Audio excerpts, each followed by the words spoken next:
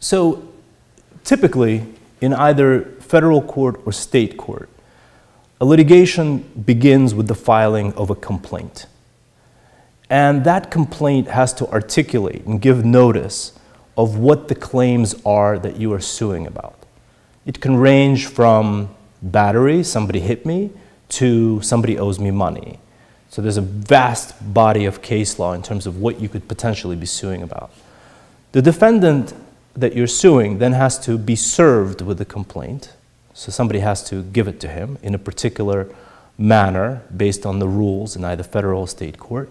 And then he or she then has a chance to answer the complaint or respond to it. They can move to dismiss, in which case the court determines whether or not the case can survive, or they can just answer, or they can counterclaim. So for example, if I'm suing somebody for breach of contract, they can counterclaim and say, well, you breached the contract and you owe me money. Once that process of the initial pleadings gets ironed out and the case survives, the judge typically enters an order for taking discovery in the case.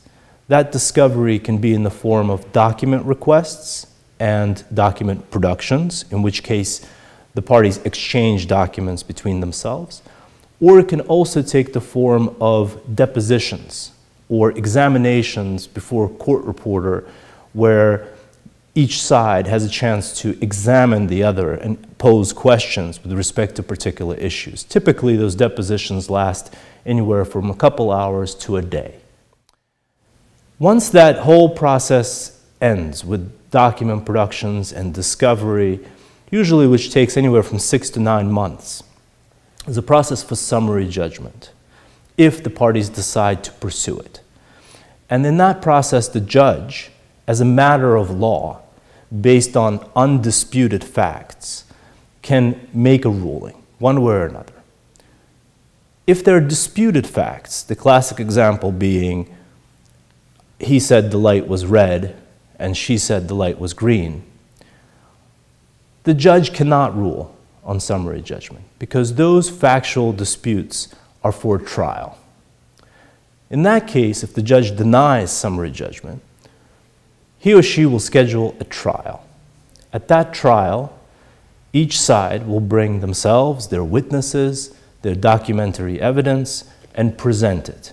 Depending on the complexity of the case, it can last a day or it can last weeks, as we saw in various public reports and showings recently. Once the trial is concluded, the judge or the jury enters a verdict, one way or another, and they make a certain determination. He or she is liable, owes a particular amount of money, and then you get a judgment. Once a judgment is obtained, then each side has a particular amount of time to appeal that judgment. And that can go up on appeal, in which case the appellate court either affirms or does not affirm the judgment. And then the process typically is concluded, although you can have subsequent appeals, which are discretionary. But that is generally how a litigation process works. And typically in federal court, the process lasts anywhere from 14 months to 2 years.